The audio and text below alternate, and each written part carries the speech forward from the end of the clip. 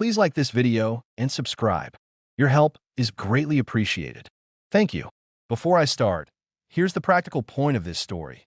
Disrespect rarely shows up with fireworks. It shows up with tiny shifts, tone, entitlement, little tests that force you to earn basic decency. And if you respond by bargaining for warmth, you teach the other person that your self-respect is negotiable.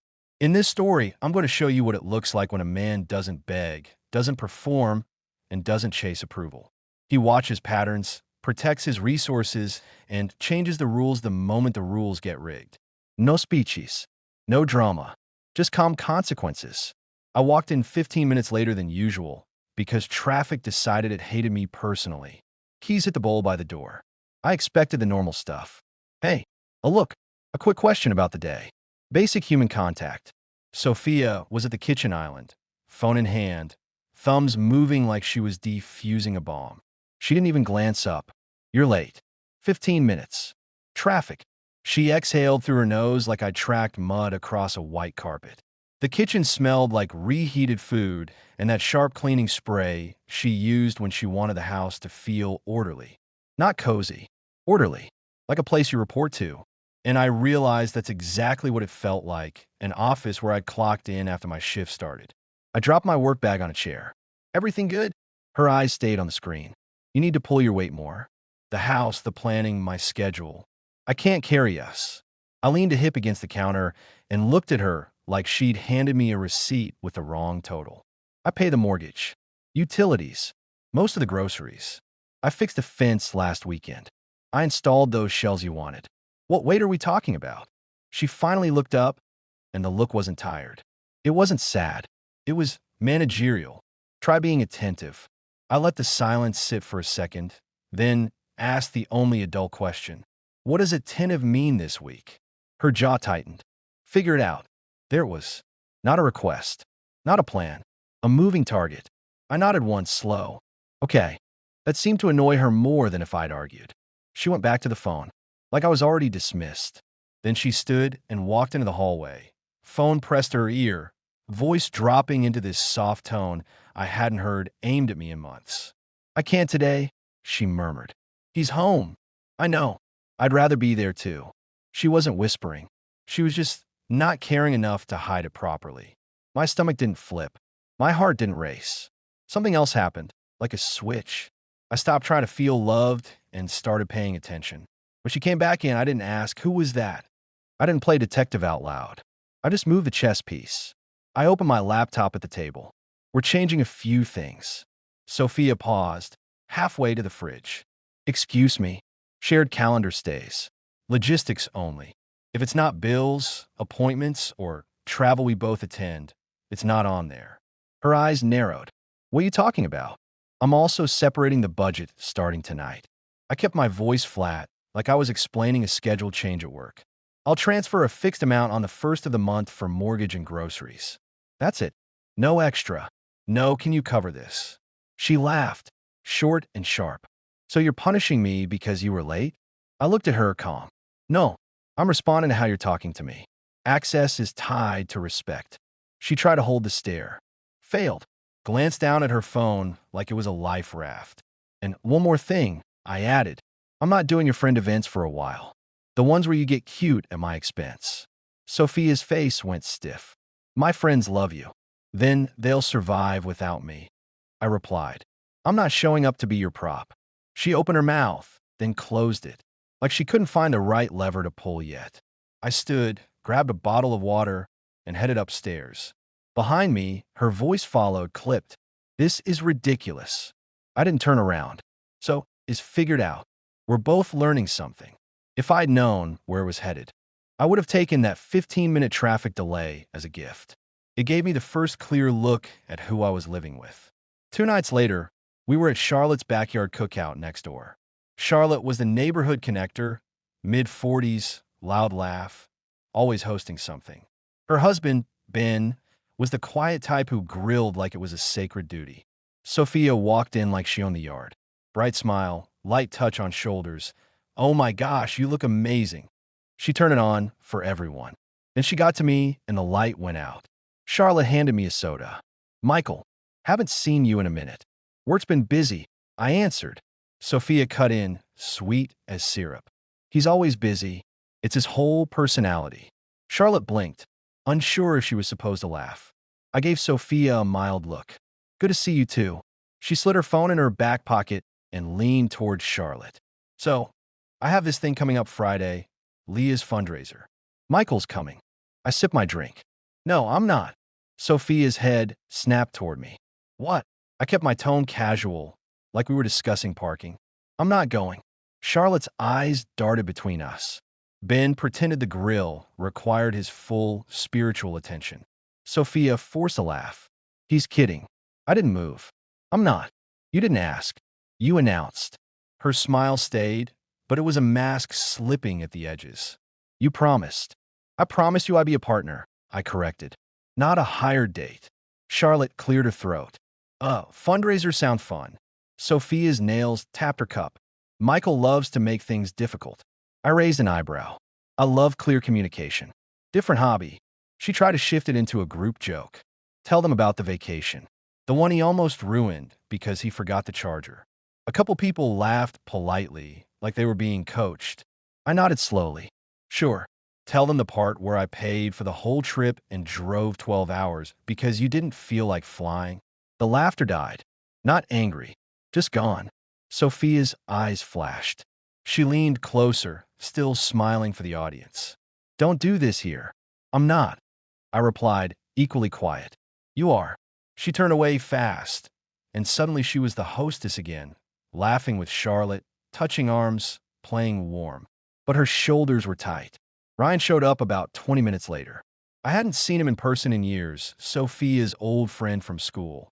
The guy who just gets her.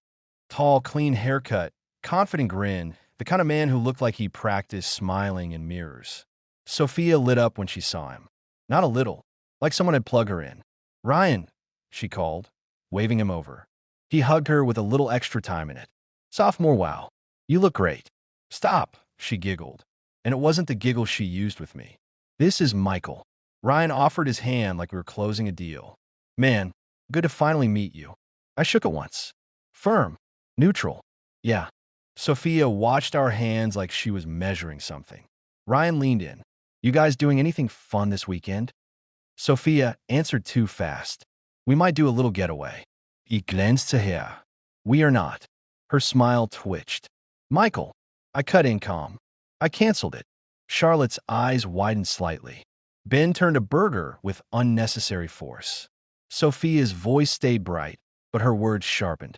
You canceled the trip we planned? We didn't plan it, I replied. You booked something. I didn't agree, and I'm not funding mystery weekends. Ryan's grin faltered for half a second. Then he recovered. Hey, no big deal. Sophia's gaze hardened. Can we talk? I nodded. Sure. Right here. Her nostrils flared. Not here. Then don't bring it up here, I said, still casual. You wanted an audience. She stared at me like she couldn't believe I wasn't folding.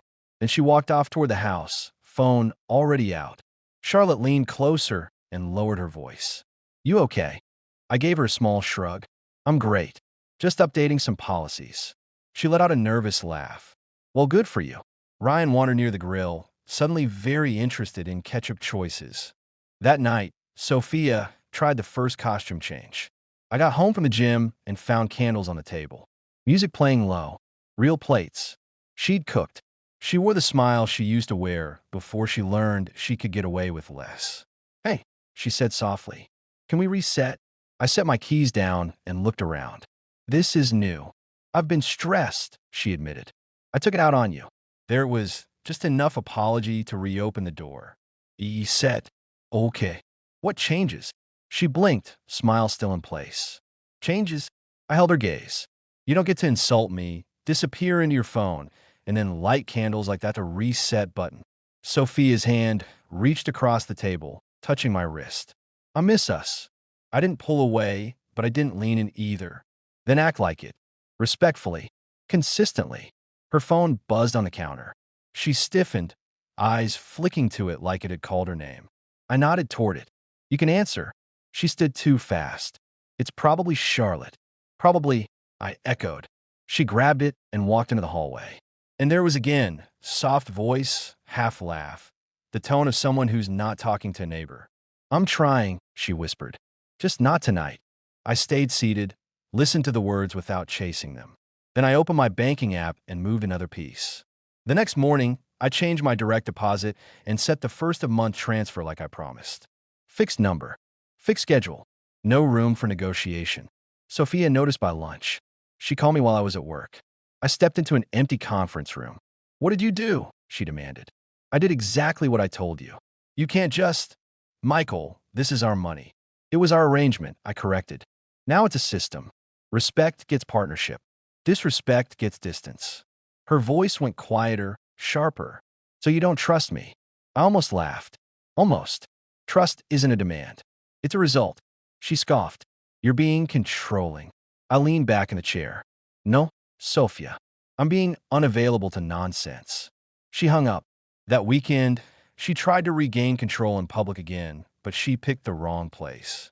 My buddy Marcus invited me to his garage workshop. Marcus was the kind of guy who rebuilt motorcycles like other people built IKEA shelves. He had that calm, blunt way of talking that made you feel exposed if you lied. Sophia insisted on coming. It's just guys, I told her. She smiled like she was granting me permission. Exactly. I'll stop by, say hi, then we're gonna Leah's thing. I didn't argue in the driveway. I let the moment arrive. Marcus opened the garage door, wiped his hands on a rag. Mike, about time. Good to see you, I said, stepping inside. Sophia followed like she was inspecting a property. Marcus nodded at her. Sophia. Marcus, she replied, polite but cold. Then she turned to me. We need to leave in 30 minutes. Marcus glanced at me, raised an eyebrow. I took off my jacket slowly and hung on a hook. I'm not going. Sophia's smile froze. You're not going where? To Leah's fundraiser. Her eyes widened like I'd insulted her in a foreign language. Michael, don't embarrass me. I looked at her, calm. I'm not embarrassed. She lowered her voice. You're coming. You promised. Everyone expects us. I nodded once. That's your problem. Not mine. Marcus coughed a laugh into his rag. Man. Sophia turned on Marcus, voice sweet. Marcus, tell him. He can't just bail. Marcus leaned against his workbench. He can bail. He's a grown man. Sophia's jaw tightened. This is between us. Marcus shrugged. Then don't recruit me. Sophia faced me again, eyes sharp. So you're punishing me again. I stepped closer, not aggressive, just steady. I'm not punishing you. I'm declining your script. She tried another angle. Ryan's going to be there. He asked if we were coming. I held her gaze. Interesting. Since when does Ryan track our calendar? Her mouth opened, then she recovered fast. Because he's our friend. I'll let a beat pass. Call him. Right now. Put on speaker. Invite him to dinner at our place this week. Her eyes flicked to Marcus. Then back to me. Why? Because if it's normal, it's easy. Sophia's throat moved like she swallowed something. Fine. She pulled out her phone, tapped fast, and held it up, speaker on. Ryan answered immediately. Hey. Sophia's voice went bright. Quick question. Would you want to come over Tuesday? We're doing dinner. Ryan paused. Tuesday might be tough. I spoke into the air, not loud. Try. Sophia shot me a look like daggers. Ryan, it's just dinner. Ryan cleared his throat. I'll let you know. Sophia forced a laugh. Okay, no pressure. She ended the call too quickly, like she didn't want any extra words in the room. Marcus stared at me, then at her. That was weird. Sophia snapped. It wasn't weird. I nodded. It was. And that's enough for today. She stepped toward me, voice low. You're acting like you're better than me. I didn't flinch. No, I'm acting like I'm not desperate. Her face tightened. Then she turned and walked out of the garage, heels clicking like punctuation. Marcus whistled softly. You want the honest read? Always. He tossed a rag on the bench. She's not trying to fix anything. She's trying to keep you useful. That line landed clean because it matched the pattern I'd been watching. 2 days later, I got a message from a number I didn't recognize. It read, Michael, this is Emily. We need to talk. It's about Sophia and Ryan. I didn't respond immediately. Not because I was scared, because I don't do emotional sprinting for other people's chaos. I replied an hour later, coffee shop on Maple Street. 4 p.m. Emily was already there when I arrived. Late 30s, tired eyes, posture straight like she was holding herself together with tape. She didn't smile when she saw me. She nodded like this was business. Michael. Emily. She slid a folder across the table. Thick. Too thick. I'm not here to beg you to do anything, she said. I already made my decisions. I'm here because you deserve the same information I got. I opened the folder and saw printed screenshots, timestamps, reservations, photos taken from a distance. Not dramatic, not theatrical, just organized. My mouth went dry, but my face stayed calm. Emily watched me carefully. I am sorry. I nodded once. How long? She exhaled. Long enough that they got comfortable. I flipped a page. There were dates that lined up with nights Sophia was exhausted, meeting for work, grabbing a quick bite. There were photos of them outside places, close enough to be obvious, far enough to be undeniable. Emily's voice stayed level. I'm not asking you to fight. I'm asking you not to be fooled. I closed the folder. You're not emotional. She gave a tired half-smile.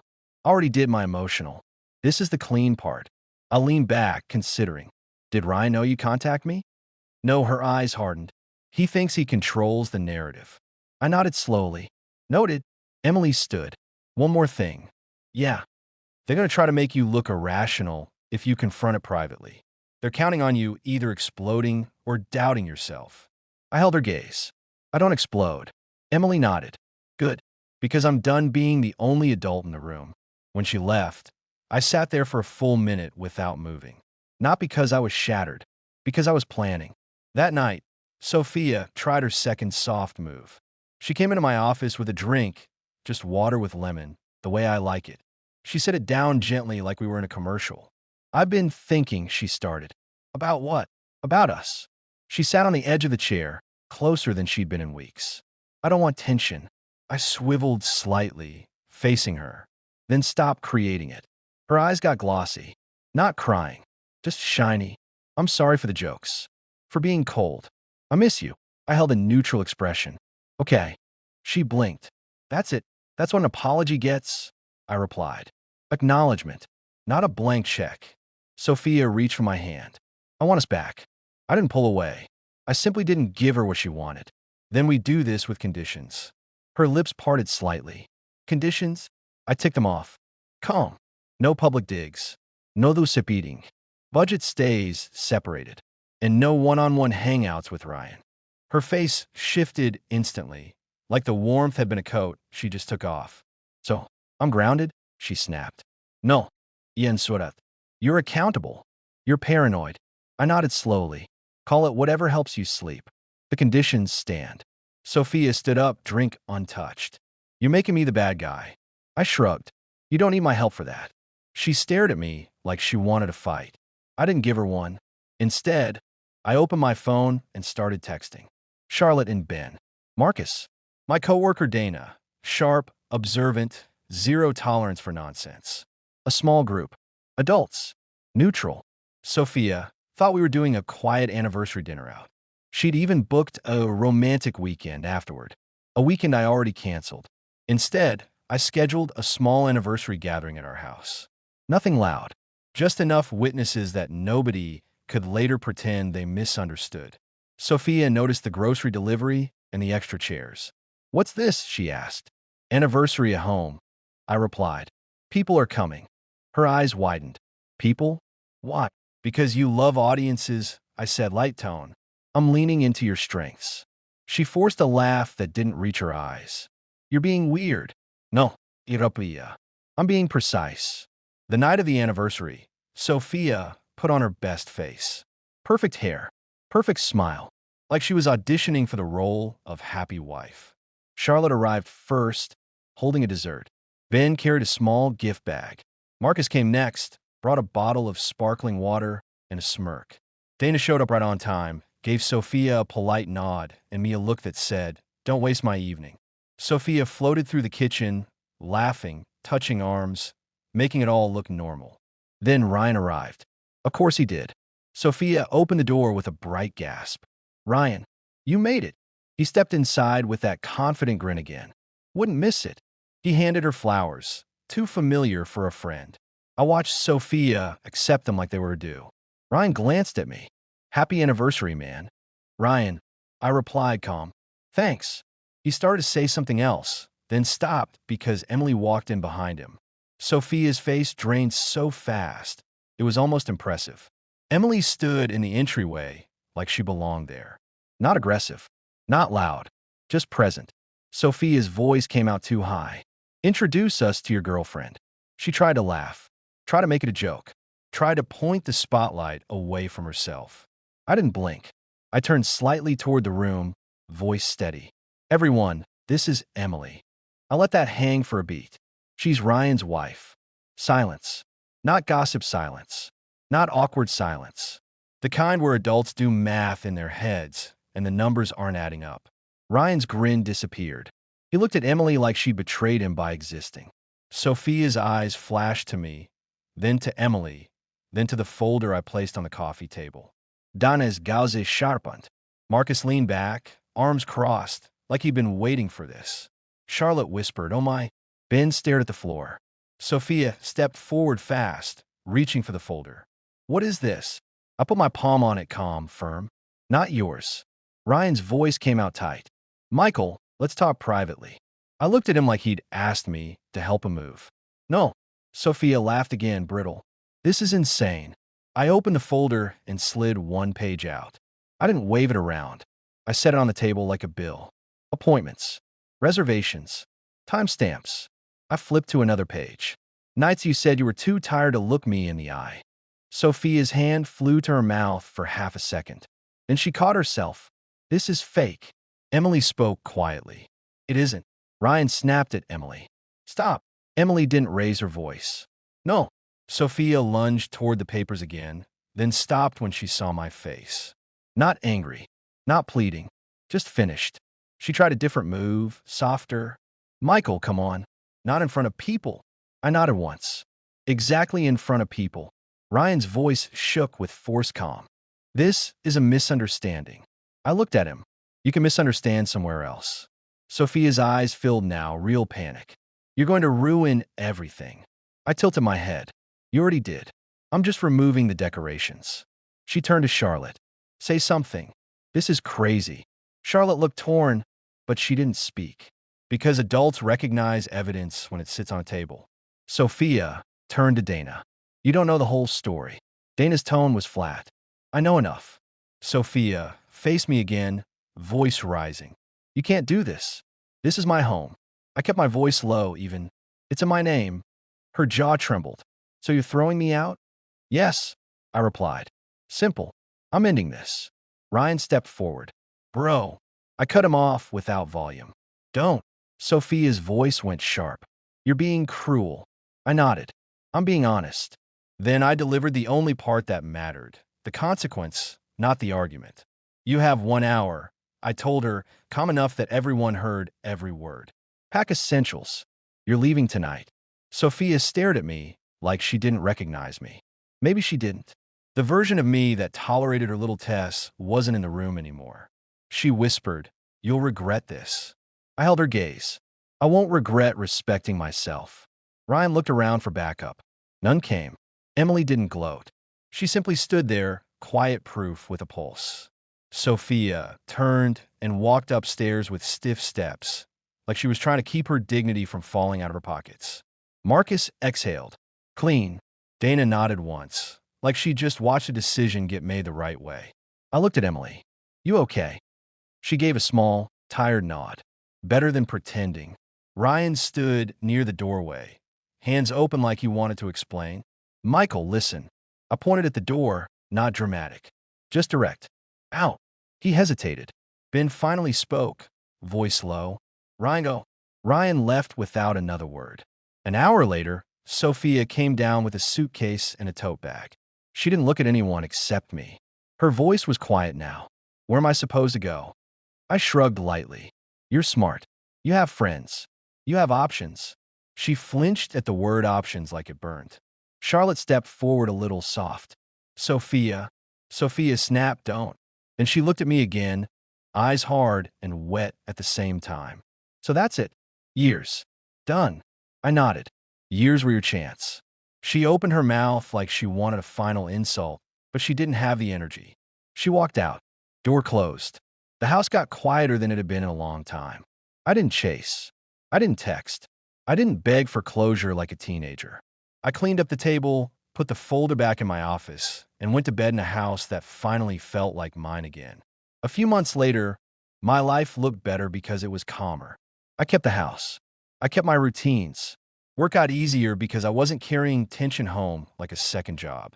Marcus and I started meeting every Saturday morning, coffee, garage projects. Charlotte still hosted cookouts, but now she looked me in the eye when she spoke to me, like I'd earned a different kind of respect in the neighborhood. Sophia tried a couple times to reopen the door. Not with accountability, with nostalgia. "I miss our life," she texted once. I replied, "I don't miss being managed." After that, I kept it quiet and clean. I met someone new later, Rachel. She wasn't impressed by speeches. She was impressed by consistency. She asked direct questions. She respected direct answers. No games, no moving targets, no figure it out. Just adult energy. As for Sophia, I heard things through the neighborhood grapevine. Not details, just outcomes. Her social glow dimmed when she couldn't use my stability as a stage. People are friendly to you when you're fun. They're less friendly when you bring mess to their doorstep. And Ryan? Funny how confident men get quiet when the room stops playing along. Here's the lesson, plain and useful. First, when someone gives you a complaint with no specifics, "You're not enough, be attentive, do better," and then refuses to define it.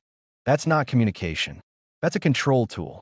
If you start chasing a moving target, you hand them the steering wheel and tell them your dignity is negotiable.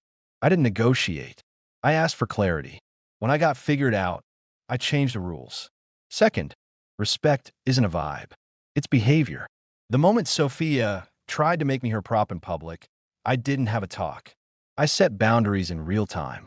I stopped showing up where I was being used. I separated money. I removed access. That's how adults respond to patterns, systems, not speeches. Third, the biggest mistake would have been handling it privately in a rush, giving them room to twist the story and paint me as unstable. I waited. I collected facts. Issues witness. I spoke in calm sentences. That's why nobody could turn it into a circus. When you keep your tone steady and your actions firm, the truth has space to breathe. Comfort is cheap. Self-respect costs something up front, but it pays you back every day after.